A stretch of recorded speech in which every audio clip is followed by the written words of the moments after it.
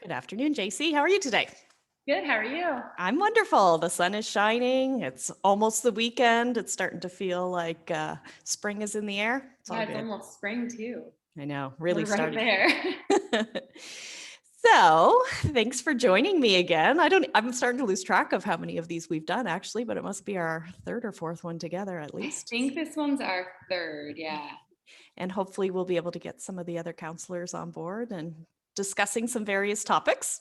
So today we are going to talk a little bit about IFS. We wanted to take the opportunity just to talk to everybody a little bit about different kind of therapeutic approaches, treatments, what to expect. So IFS is internal family systems, and it is a therapeutic approach that I have had some training in. There's different kind of approaches that are similar to IFS, but essentially it is around the idea that we all have parts or subparts of our personality system. So I guess we just wanted to start by offering a little bit of information about how that works in therapy. Yeah. I was really interested in this topic because I've heard of IFS and I've read a little bit about it. And it sounds like something that I use a lot in my own life and in different areas where I'm trying to identify, which parts of myself are trying to keep me safe and which parts of myself are pushing me out of my comfort zone and how are those interacting.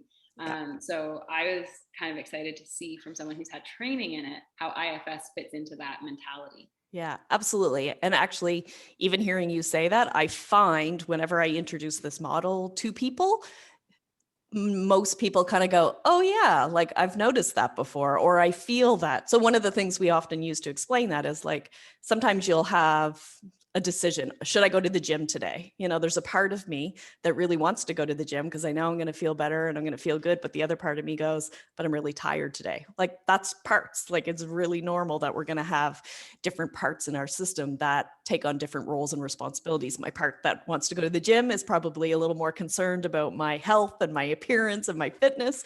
The part that just wants to take it easy and maybe have a nap instead is the part that's like, oh, come on, you're tired. Like we didn't sleep good last night. So the basic premise of IFS is that all parts are good. So even though some parts have bad behaviors or problem areas that we don't necessarily like or enjoy, when we're working with our parts, we're kind of operating on the basic assumption that all parts have a good intention and all parts kind of take their job really seriously, and they are there to be protective of you, and they can kind of develop in response to the things that you've been exposed to. Yeah. Okay. So that would kind of be like in situations where you have that voice in your head. You really want to try something new, but there's that little voice in your head that's popping up being like, no, don't do that. You're going to look stupid because you don't know what you're doing. That Yes. part is trying to keep you safe, right? Yes. It's trying to keep you in an environment where you're going to be socially accepted. And in the caveman brain, that's a safety requirement, Yep. right? But there's another part of you that's seeking out adventure Yep. and novelty. And Yep. then if you can create like a dialogue between those, then you can find a balance instead of a constant push and pull. Totally. And that's sort of what we do in IFS therapy is sort of the opposite of what we naturally want to do sometimes. So if I have an anxious part that gets really nervous every time I do a Tidal Talk, there's a part of me that gets a little anxious and says, oh, what are we going to talk about? My inclination might be to say, could you just go away? Like, I got to do this. You're not helping me. You're just stressing me out. Can you just go away? With IFS, we don't shove parts away. We kind of go, what's going on for this part? So even an anxious part, or like I said, a part that doesn't necessarily make us feel good, has a positive intention. So my anxiety part, I know this, it probably is worried about how I'm going to come across. Am I going to look stupid? Am I prepared? Kind of like you said, all parts have something that they're protecting or a job to do in our system. And in internal family systems theory, they do kind of break down the different kinds of parts we're more apt to have. And we all have protective parts. We have parts that want to, manage and make us do the good things. We have parts that don't want us to feel bad. So they're called the firefighters in IFS. They're like, get rid of this feeling as fast as we can. What do we got? And then we have like exiled parts. And those are usually the parts that hold the painful stuff. Usually the protective parts are going to be trying to make sure that those exiles don't get out. So, even in therapy, sometimes when people get overcome with emotion and they might feel themselves crying or getting overwhelmed, sometimes our parts go, oh my God, I feel so stupid for crying, or I don't know why I'm doing this. Our protective parts are kind of swooping in and saying, no, no, no, no, we're getting a little bit too close to this feeling. And we listen to our parts. Our parts have the answers. That's what I love about IFS and parts work in general, is that it's not that the therapist has the answer. Your system knows what it needs. It knows the pace it needs to go at. And so we trust the parts to guide us on, if this is too much emotion right now, we let them. But a big part of IFS work is getting to know your parts, their jobs, and what they're doing for you, and appreciating them. So instead of telling that anxiety to go away, we kind of go, well, I'm kind of glad you're there, because I really do need you sometimes. Sometimes I need you to help me get prepared. Sometimes you're a very helpful part to me. So it's kind of it's a neat experience, but it makes so much sense once people start discovering their parts and getting to know them a little bit. It can be a real source of comfort. I find that really interesting too. I did a coaching group last night and we were talking about like listening to your body. Yep. And one of the concepts was that when we listen to those parts, essentially is what I was talking about, we're telling our nervous system that we're willing to have, like, to actually listen to what the signals are, right? Yeah. And so we're teaching ourselves from the base up that we're safe, because we're saying that we're actually willing to listen to the signals. Definitely. And so it tends to, even though you're appreciating the anxiety, it tends to reduce the anxiety. Yes. So, because it doesn't feel like it has to scream at you until you listen.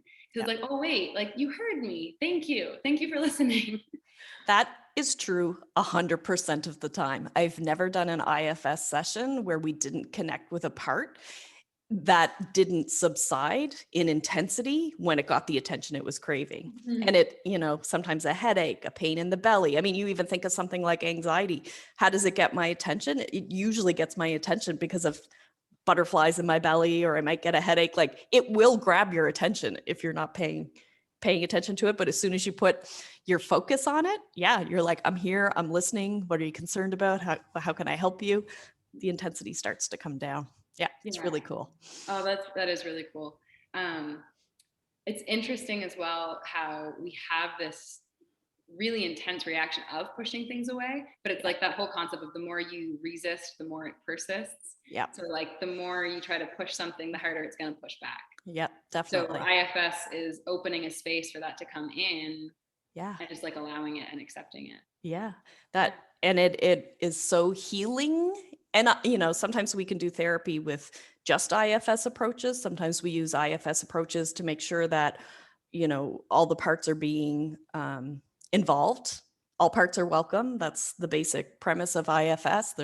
That they can all participate, because even if we try to do other types of therapy, like if we know or we believe that what our client needs is a certain type of treatment, if there's a part sitting in the client that's like, we're not touching this, you can be the greatest therapist in the world, but that part is going to do its job, and it's going to do its job really well. And you really might not get as far as you want to in your session. So I find I use elements of IFS with most of my clients, and just helping them to get to know their system a little bit better too.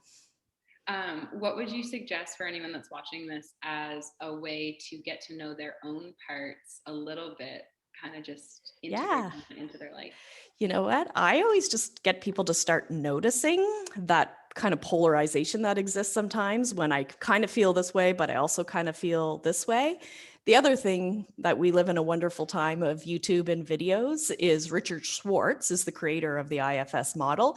And there's a number of videos on YouTube. There's one video called The Path that he does a guided meditation and invites you to get to know your parts. And I've gotten a few clients to watch that video because it's a really cool way of just starting to experience it. Actually, I have some workbooks. I have one sitting right next to me, the self-therapy workbook. IFS is a therapeutic approach that is easier for people to work on at their own time and their own pace. Like a lot of stuff we do in therapy, we say, don't necessarily go home and try this on your own.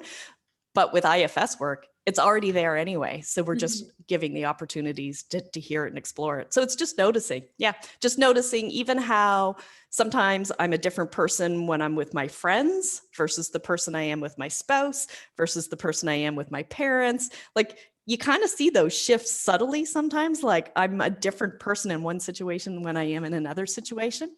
And I guess I always feel the need to say this because one of the questions that often comes up with people is, are you saying I have a multiple personality disorder?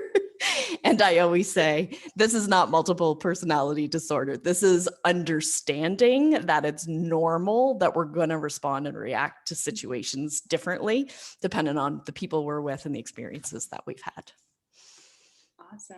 I Yeah. think we're right at about 10 minutes. So I think Awesome. that's a great way to stop so that people have some resources and maybe ideas about how to start digging some of that stuff up. And Yeah. And maybe actually I can even link one of those YouTube videos or two into the comment section. So if people are interested in kind of exploring IFS or learning a little bit more about it, it will be there for them. awesome. All Well, thanks right. so much, Lori. Thanks, Jacie. Really nice talking to you. Talk to you soon. Yeah.